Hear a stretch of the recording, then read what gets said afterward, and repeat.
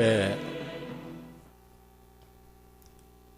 믿음이 어디서 시작이 되는 것일까요?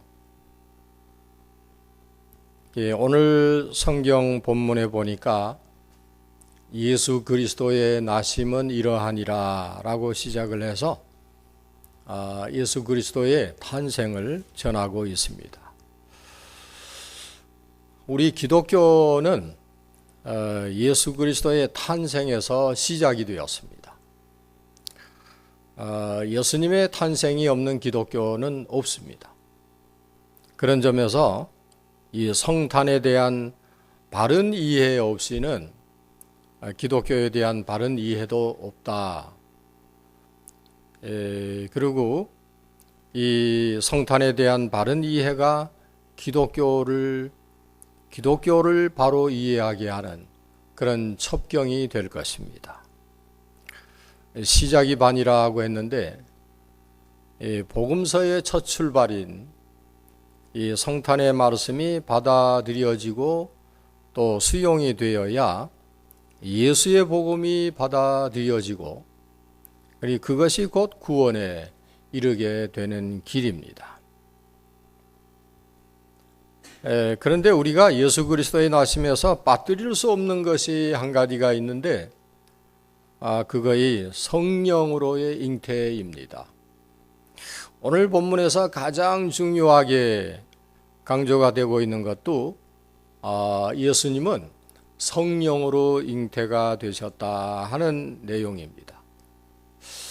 이 성령으로의 잉태는 이건 하나님이 하신 일이고 이 하나님의 하시는 일에 대한 반응하는 것이 그것이 우리 인간의 일입니다. 하나님의 하신 이 일들을 받아들이고 믿는 것이 신앙이라고 한다면 하나님이 하신 일을 받아들이지 않는 것을 불신앙이라고 우리는 그렇게 얘기를 합니다. 그래서 성경을 읽어보면 하나님이 하신 일을 기록한 것이 성경이고 나아가서 하나님의 하시는 일에 대해서 사람들이 어떻게 반응을 했는가 하는 것을 기록하고 있는 것이 또한 성경이기도 합니다. 성경의 맨 첫 장, 성경 66권 맨 첫 장을 딱 뜰치면 그 시작에서 태초에 하나님이 천지를 창조하시니라 그렇게 선언하고, 여러분 이건 선언입니다.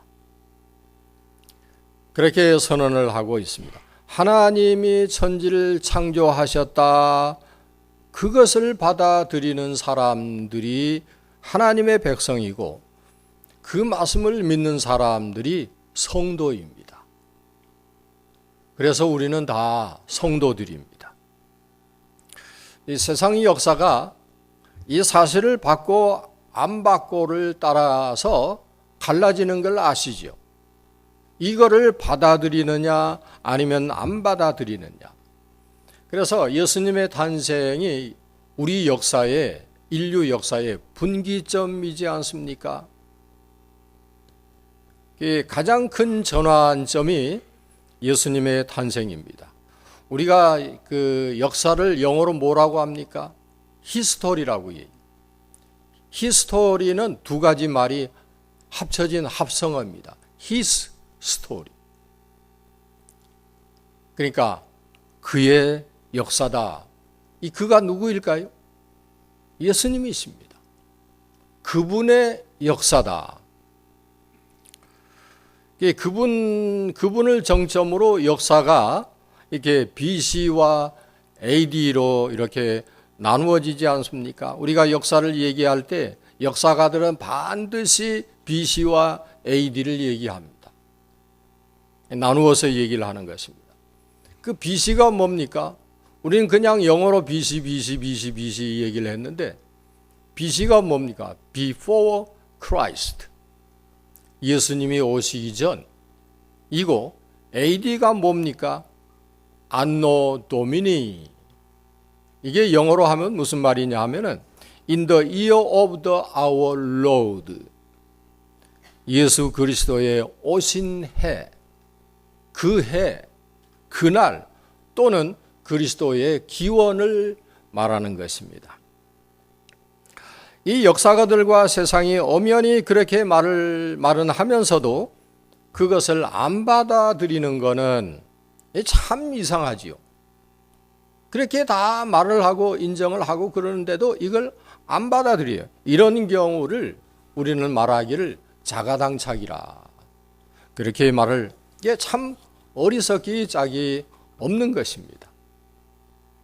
이 역사의 중심점에 서 계신 예수님을 믿으라 하면 사람들은 길을 쓰고 거절을 하고 그리고 반대를 합니다. 이렇게 성탄을 즐기면서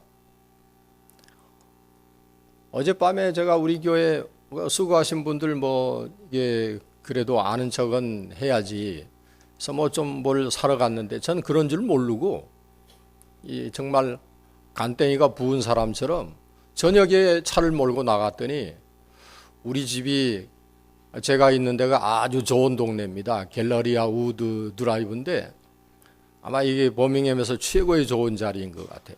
근데 하여간 믿으시거나 말거나 저는 그렇게 알고 사니까. 근데 하여간 평소에는 2, 3분이면 몰까지 가는데 그 짧은 거리에 세상에 30분이 넘어 걸린 거는 폴리스가 그렇게 많이 깔려 있고 그냥 한 몇 미터 간격으로 도로에 붙어서 있고 이게 다 교통 정리를 하는데도 안 빠지는 거예요. 다 선물 사러 가니까 호호호호호호호호호호 몰 안에서 이렇게 캐롤이 울려 퍼지고 그러는데도 사람들은 이 예수 그리스도의 탄생을 안 받아들이고 있는 겁니다. 그것이 이 예수님의 탄생이 안 받아들여지고, 그러니까 이 성탄을 받아들이면 부활도 받아들이게 되어 있습니다. 왜냐하면 하나님이 하신 일이기 때문에. 예수의 탄생이 인류 구원 역사의 시작이라고 한다면 예수님의 부활은 인류 구원 역사의 완성입니다. 예수님의 탄생과 부활이 믿어지면 그리스도인이고, 그것이 안 믿어지고 안 받아들여지면 그리스도인이 아닌 것이 확실합니다. 그래서 예수님의 탄생 기사를 믿는 것은 이거는 우리 믿음의 첫 출발이다. 그렇게 먼저 말씀을 드리고 싶습니다. 우리 사람들이 예수님의 탄생에 있어서 가장 못 믿어하는 부분이 있다고 한다면 오늘 이 본문에 나오는 핵심적인 내용인데 그건 뭐냐면 성령의 잉태입니다. 사람들이 기독교를 못 믿어하는 이유 가운데 가장 중요한 이유가 두 가지가 있는데, 하나는 성령으로 잉태해서 태어났다. 그 다음에 하나는 어떻게 죽은 자가 살아나느냐. 이 두 가지가 아주 이 사람들에게는 헤데이크, 아주 풀리지 않는 그런 난제라고 얘기를 하고 있습니다. 이 부분에서 가장 곤란하고 믿을 수가 없었던 그 첫 사람이 누구였을까요? 우리 오늘 이 본문에 나오는 한 청년 요셉입니다. 요셉은 자신의 정혼한 처녀가 임신한 사실, 물론 그 천사의 음성으로 미리 듣기는 했지만 네가 정혼한 여자가 잉태하고 아기를 낳을 것이다. 그렇게 통해서 듣긴 했지만 왜 하필 그 일이 나에게 일어났냐고. 아니 왜 수많은 청년들이 다 있는데 왜 나에게 이런 일이 일어났냐고. 괜히 제가 은성을 높이네. 왜 하필 자신의 약혼녀에게 그런 일이 일어났냐고. 이게 도저히 용납이 안 되었던 것입니다. 이게 요셉에게 이룰 수밖에 없었던 것은 사람의 출생이란 반드시 남녀의 결합에 의해서 그렇게 태어날 수밖에 없는 일인데 어찌 성령으로 아이가 잉태가 되나?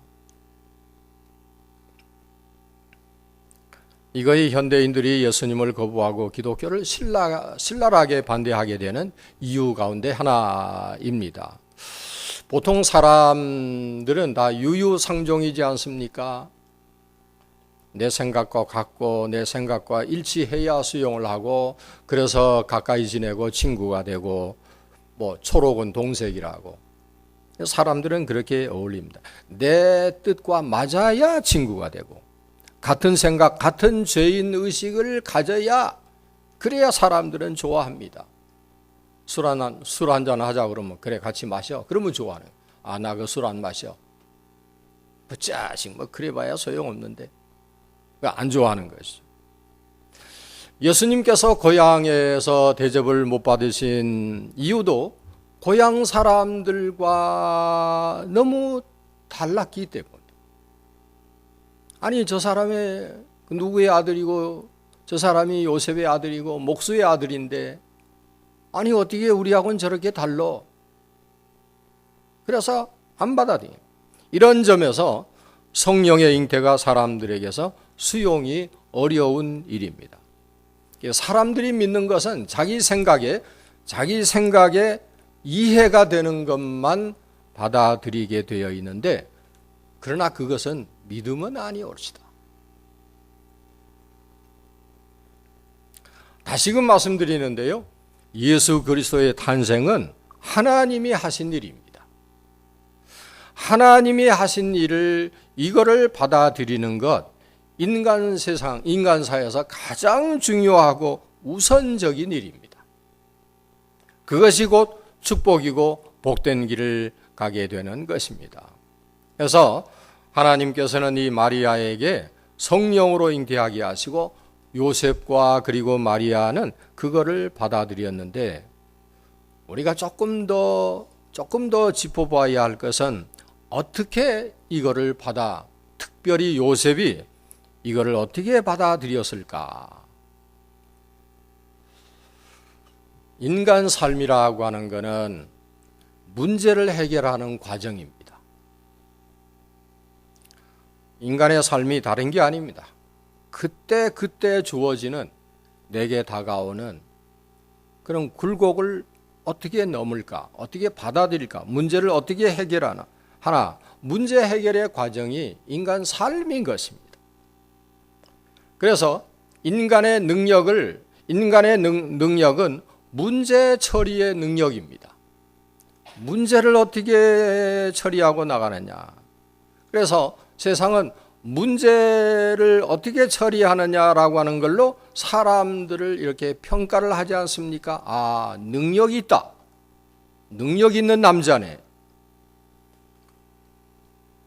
그러면 요셉은 이 일을 어떻게 처리했는가를 주목을 해보는데, 성경에 19절에서 20절에 보니까 요셉은 가만히 이 일을 생각을 했다.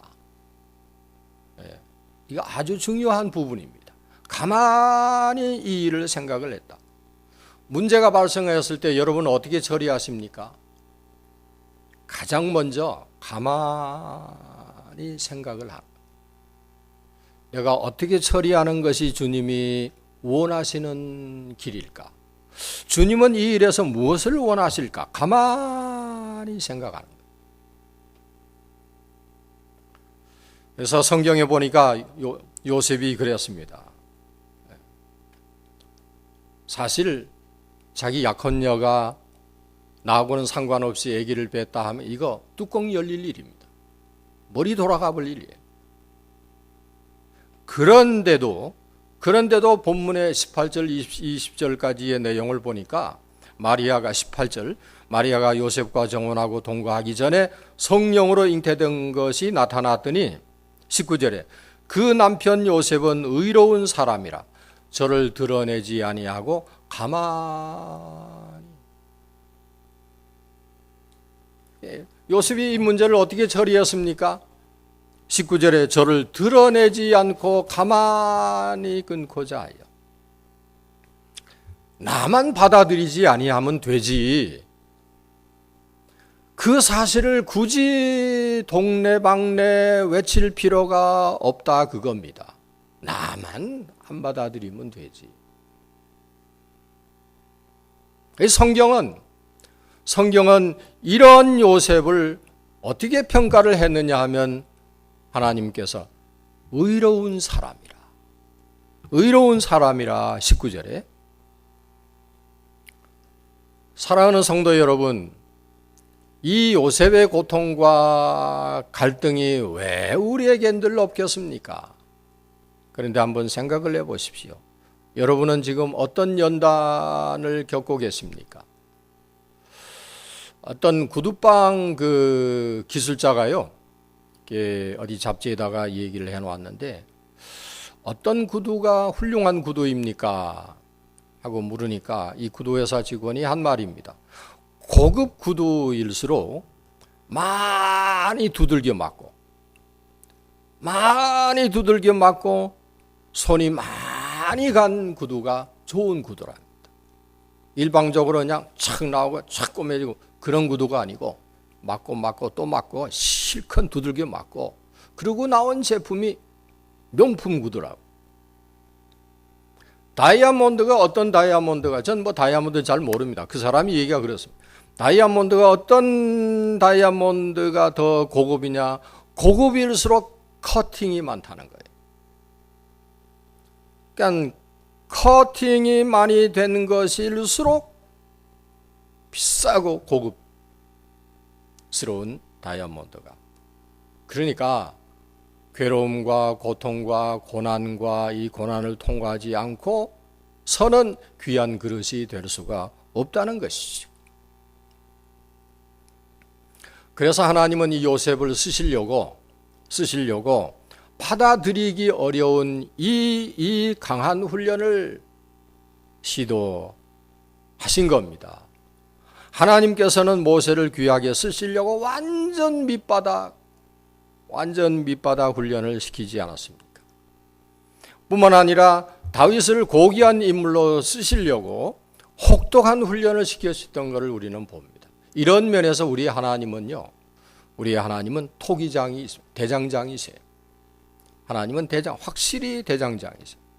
바울을 세계적인 인물로 쓰시기 위해서 그 안에다가 가시와 같은 육체의 가시까지 집어넣어 주신 그 하나님이 우리의 하나님이십니다. 성도 여러분, 모든 문제에는 해답이 있습니다. 중요한 것은 나에게 어떤 일이 일어나느냐라고 하는 것이 중요한 것이 아니라 일어난 일에 대해서 내가 어떤 반응을 보이느냐 하는 것이 더 중요한 것입니다. 이 요셉이 내린 결론은 법적인 고소를 통해서 마리아를 아주 수치스럽게 창피스럽게 만들어 버려야지, 그런 마음으로 가지 않고 조용히 생각하고 또 생각해서 그렇게 해결을. 요셉의 바로 이 점을 하나님께서 귀히 보시고 예수님의 육신의 아버지로 발탁하신 거 아닙니까? 요셉의 바로 이런 점을, 문제를 어떻게 처리하느냐로 그 사람의 됨됨이를 알아볼 수 있습니다. 그런데 오늘날 이런 얘기가 회자되고 있죠. 남자가 가정의 평화를 지키고 부부간의 화목을 위해서는 가장이 꼭 지켜야 할 5쇠가 있대네요. 3소가 뭐냐면 자기 마누라가 하는 모든 말에 그렇소 맞장구 치고, 두 번째는 자기 집사람이 하는 모든 일에 맞소 하고 동의를 해주고, 자기 안 사람이 주장하는 모든 것에는 그저 옳소라고 말해야 한다. 5쇠가 뭐냐면 남자가 집에 들어오면 마누라를 위해서 집안 청소부터 모든 집안 잡스러운 일들을 마당쇠처럼 일을 하고, 그 다음에 자기 집사람이 밤에 눈을 가냘프게 개슴츠레 하고 뜨거운 사랑을 요구할 때는 인정사정 없이 병강세가 되어주고,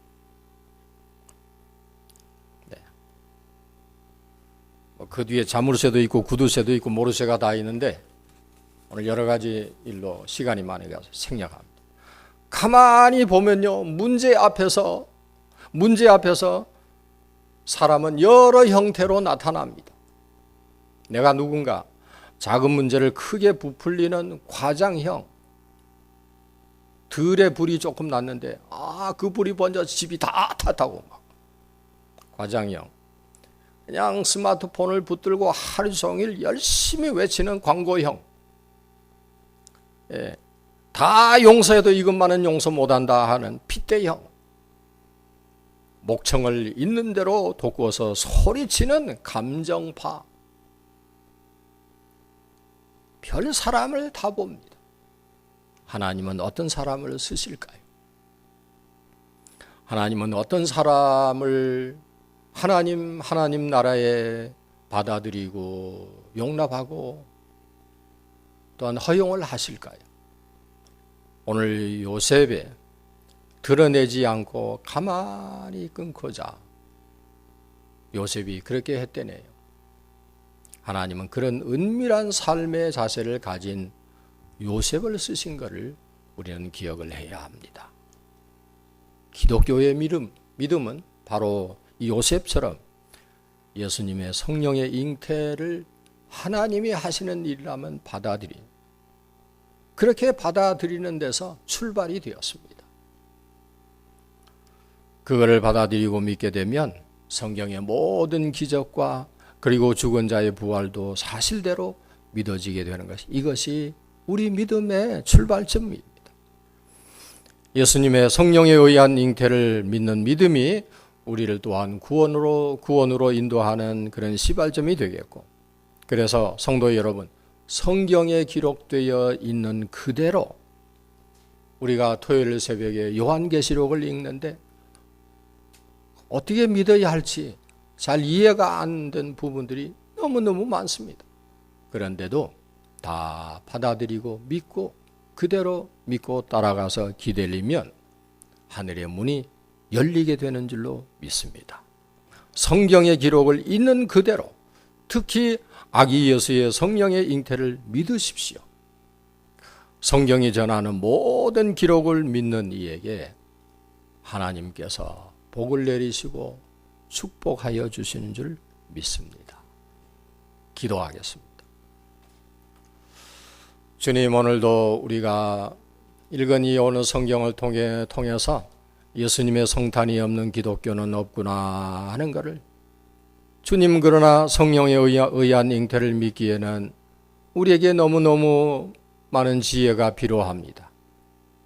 우리에게 성령에 의한 잉태를 받아들일 수 있는 믿음을 우리에게도 주시고, 예수님의 성령의 잉태가 우리 마음에 온전히 자리 잡아서 성령의 감동으로 성경에 기록하신 하나님이 하신 모든 일체를 다 받아들이고 믿는 신앙이니 다 되어지기를 간절히 예수님의 이름으로 기도하옵나이다.